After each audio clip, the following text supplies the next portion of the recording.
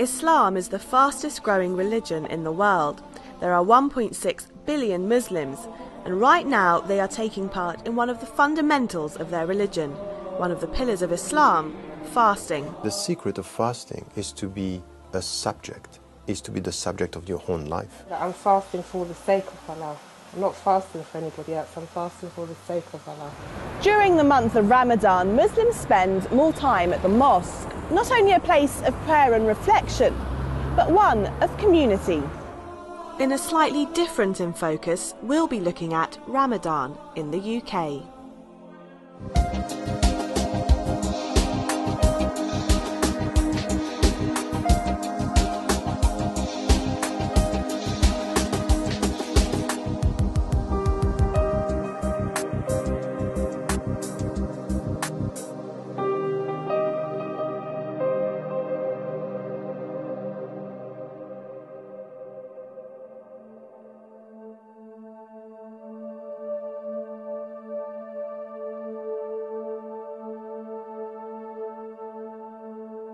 Ramadan is the 9th month of the Islamic calendar and is the Islamic month of fasting. Muslims fast for the sake of God, or Allah in Arabic. It becomes compulsory for Muslims to start fasting when they reach puberty, so long as they're healthy and have no disabilities or illnesses. Also exempt are pregnant women, those on their menstrual cycle, and women nursing their newborns. Compared to the solar calendar, the dates of Ramadan vary. This is because the Islamic calendar is a lunar one, as Sheikh Musawi, a scholar, explains. In Islam, month starts when the meniscus is being sighted. The moon, this very small, the beginning of the moon. That meniscus, if it is sighted, then the month starts. Every year, the month of Ramadan moves backwards by about 11 days. This year in the UK, it has hit the height of summer. The days are long, with Muslims fasting up to 17.5 hours a day. There are 2.9 million Muslims in the UK, and that number is set to double in less than 2 decades. In fact, in that time, the number of Muslims in the world will go up by 25%. So whether it's globally or in a country like the UK, the Muslim presence is and will be more significant than ever before, making months like Ramadan more significant as well. For this reason, it's probably more important than ever before to understand this month. So what are the perceptions of the British public to Ramadan? What do you know about Ramadan? Well, it's a Muslim holy month. And yeah, I think it's kind of like a rolling month, so it's not fixed. And people fast from dusk to dawn. And yeah, so you can eat only at night time. As far as I'm concerned, it's that time of the year when you test yourself, basically test how can you go out without food, for instance. Maybe your will as well. To be honest, I don't know a huge amount, but I know it's a religious festival where people fast, they give up certain things, and then they get together and they can only eat at certain times. The only contact I've had with it was friends at university when we were working on projects and they couldn't eat or drink at the times where we were working really hard. But apart from that, I don't know a lot. What do you know about what people do in Ramadan? First of all, a lot of fasting. As to what I'm concerned, is really family bonding as well, getting family together, and of course understanding one's belief. I know it's a holy month, which is obviously a time when Muslims they fast, spend a lot of the time in the mosque in prayer and meditation, and it's a time also where couples won't be together. Is that correct? Do you think the main reasons people fast are? Don't really know much about that. Just know how they do it, and pretty much what don't know what for. Actually, everybody that we spoke to here knew what Ramadan was. Well, the basics at least. But is that enough? And should the British public know more? That's the question I posed to Professor Tariq Ramadan. In your opinion, what is the British public's take on Ramadan? Do they know about it? Do they know enough about it? Do they know the right things about it? The average, ordinary British citizen, they know that the Muslims are not eating and not drinking, but that's it, not more than that. And it's a family thing as well. So these are the superficial teachings about Ramadan, but the spiritual meaning, the whole the ethical meaning, all what I was saying about the philosophy of life which is behind, they are not getting it very often because the Muslims are not talking about it. The physical aspect of fasting is not eating or drinking from dawn until dusk, but the aim is a spiritual one. It is a time of spiritual reflection and worship, a time to focus on your inner self and your personal relationship with God. Fasting is probably one of the most spiritual journey or act one can perform, and it's not ostentatious, it's not chauvinistic, it's not something that you could do with arrogance and pride. It's a very private matter. I could have eaten breakfast for all that you know, but in all honesty I could only fast, and that would be a genuine fast. It is, at the same time, a very personal experience, but also a very communal one. Muslims generally open fast in the early hours with their family and break fast together at the mosque. During the month of Ramadan, Muslims spend more time at the mosque, usually several hours before dusk, as they're nearing the end of their day's fast. They get away from the noisy city. But the mosque is not just a place for prayer and reflection, it's also a place for community. There are over 1,500 mosques like this one in the UK, and mosques are really the heart of a Muslim community. In the West, that community is vast and multicultural, which is reflected by the fact that at this centre alone there are programmes running in English, Urdu, Arabic and Persian. During Ramadan they get busier than ever before as Muslims who fast try and centre themselves again. When we are in non-Muslim majority countries, when we are in the West, by essence you have to come back not to the culture but to the very essence. And it means here that you have to know why you are fasting. One, it's really a meditation, it's come back to yourself. And it's also in our consumerist society in the West to say something which is essential for any spiritual experience. Know yourself, come back to yourself. And this is a philosophical message which is very needed in our industrialized society, in our modern times, where it's all about entertainment, forgetting yourself and forgetting the very essence of the very meaning of life. At the mosque, worshippers also listen to daily sermons related to the essence and reasons for fasting. They pray together in congregation and they eat together when it's time to break fast. They also read the Quran. There's a strong relationship between the Quran and the month of Ramadan. The Quran was sent down to the Holy Prophet in this month, and the blessings from reading from this holy book are multiplied in the month as well. It's said that reading one surah or chapter of the Quran in Ramadan is worth 10 times more than reading the same chapter in any other part of the year. For that reason, Muslims try to read the whole Quran during this month. There's 30 parts of the Quran and 30 days in the fasting month. So every day, Muslims will gather at the mosque to read one part of their holy book. The month of Ramadan has got its importance because Allah mentioned in Quran that this month is the month in which the Quran is revealed. شهر رمضان الذي أنزل فيه القرآن. So it is Allah's designation that this month is the month where or when the Quran will be revealed, and also it is the month in which Muslims must fast. Allah did not say that people should fast any month in the year. No, He has said that it is only the month of Ramadan for an importance which is best known to Him. It is a holy month, and He knows the details and everything about the reasons why it is a holy month. And of course, man has been trying to, understand those reasons? As much as we can. There are different levels of fasting. There is the normal level where you don't eat and drink. There's the medium level where you don't eat and drink, and you also refrain your tongue and your eyes and your ears from doing bad.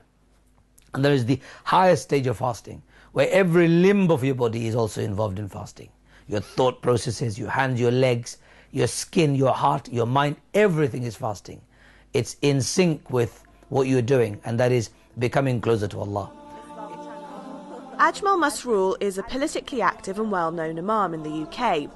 In association with Britain's National Health Service, he has published the Ramadan Health Guide, because he found that although Ramadan is a spiritual experience, some Muslims were not taking care of the physical aspect that tied into that. In the month of Ramadan, we know from the Department of Health and National Health Services data, more Muslims are entered into NHS care or go to doctors because of not understanding the significance of the health impact and how to prepare for it.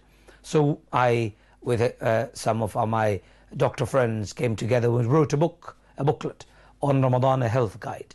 We got the NHS and the Department of Health originally to endorse the product or the project itself. The basic message given in it is your body has a right over you, your mind has a right over you. And of course, if you're fasting, don't forget to give the right to your body. The booklet explains probably the key question that people have about fasting. Is it good or bad for your health? In fact, in some parts of the world, medical doctors prescribe fasting for people who have stomach ailments or issues to do with their blocked up digestive system. They've either eaten too much or they've abused it for too long. There has to be a cleansing process. Fasting does that. It breaks down your fat deposits in many ways because you've been accumulating this by eating so much. Only if you eat less. So that concept of wholesomeness is realized in this booklet. We try and encourage people to go back to the sunnah. Eat and drink well, but don't waste. Eat and drink wholesome food, because that's what Quran says. So our idea of having milk, honey, dates, they're all prophetic.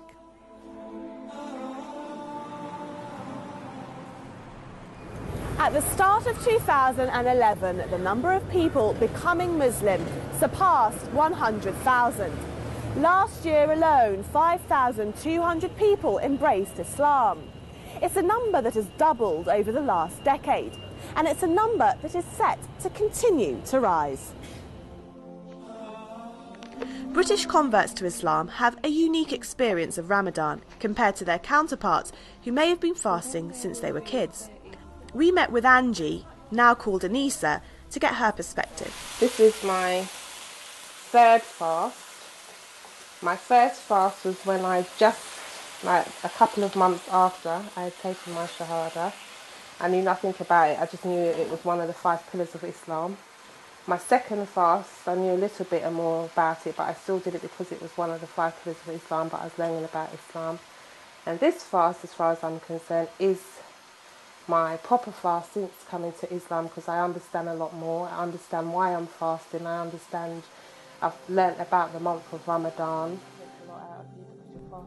Anisa's general progression to what she calls her proper fast reminds me of Ajmal Masroor's comments about different levels of fasting.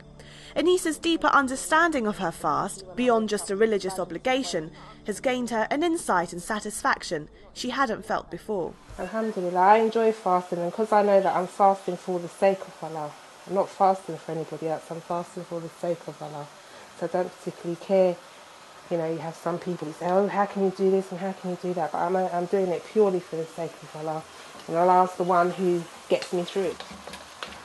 I'm a lot calmer, a lot more tranquil, because most of the time I'm dhikring Allah, so I'd be a lot quieter.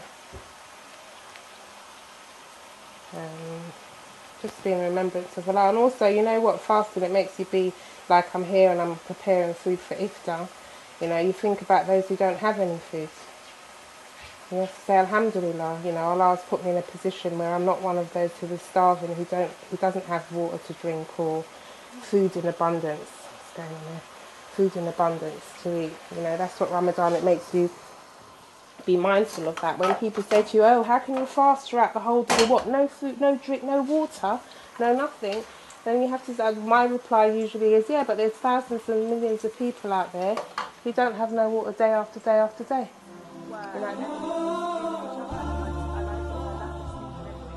Have you guys been fasting? Yes. Oh, and has it been hard?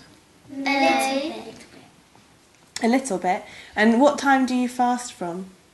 From when I wake up, and then I eat, and then I start fasting. Okay. And then do you fast for the whole day? I fast until I'm hungry. Okay. And how long does that take usually? Maybe 6-7 hours. And is it hard for you to fast? Not that much, no. No. And what does it feel like?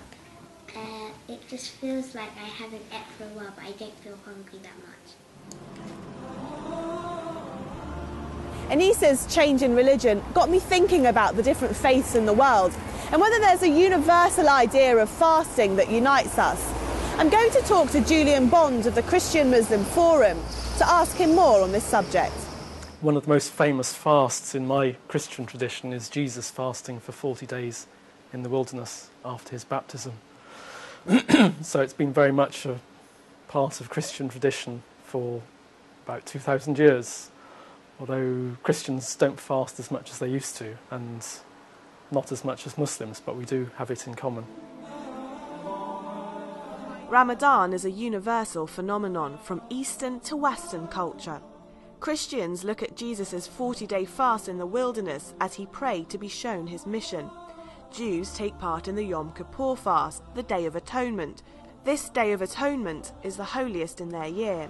Well, I think the thing which is central to fasting is that it's not just doing without food, but it's a change from what's normal and breaking up the usual routine and the chance to be distracted from being in touch with God. We need the month of Ramadan to remember that we are one ummah, to cooperate, to coordinate with each other, to support each other, to live unitedly.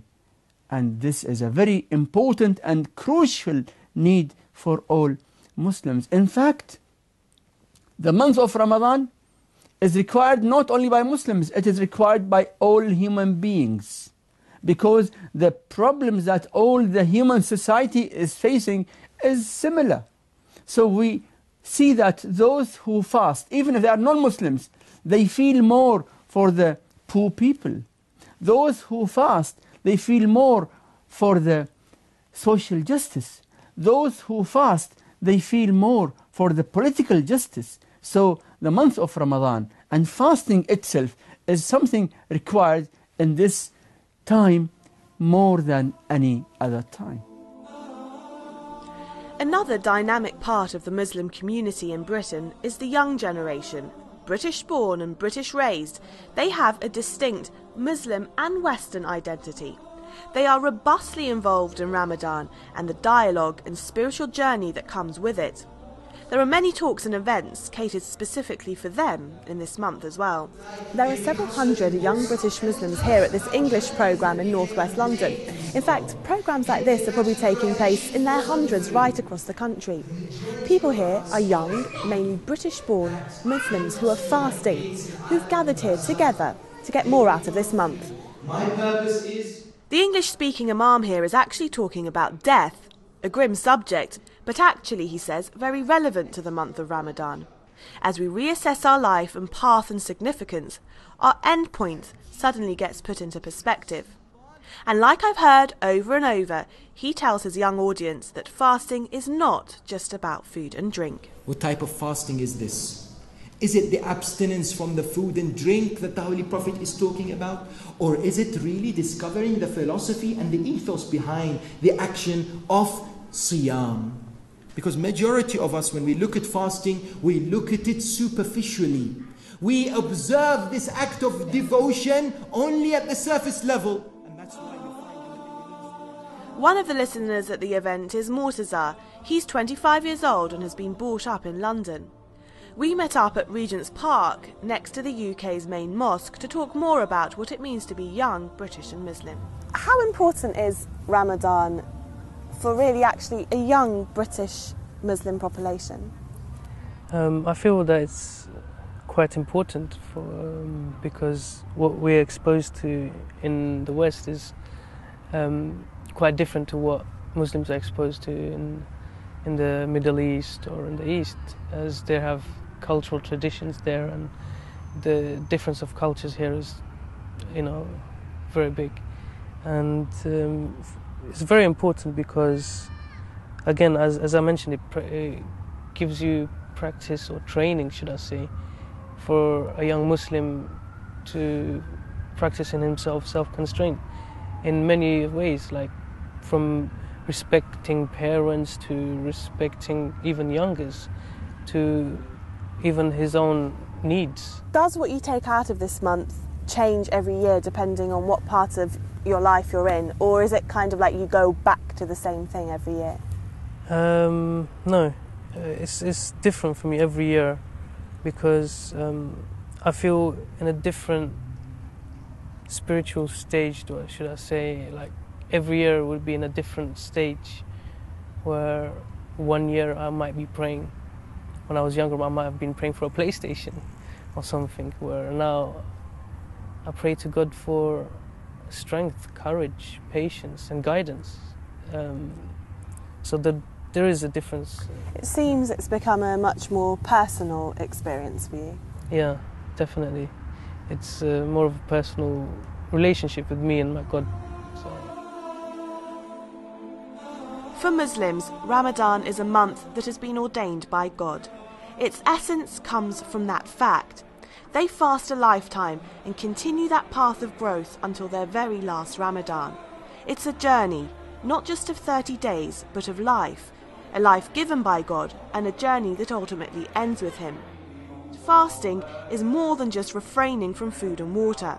It's about overcoming a physical plane to reach a spiritual one. That's a message that I've heard from the young and their elders, from new Muslims and old. What is the essence of fasting?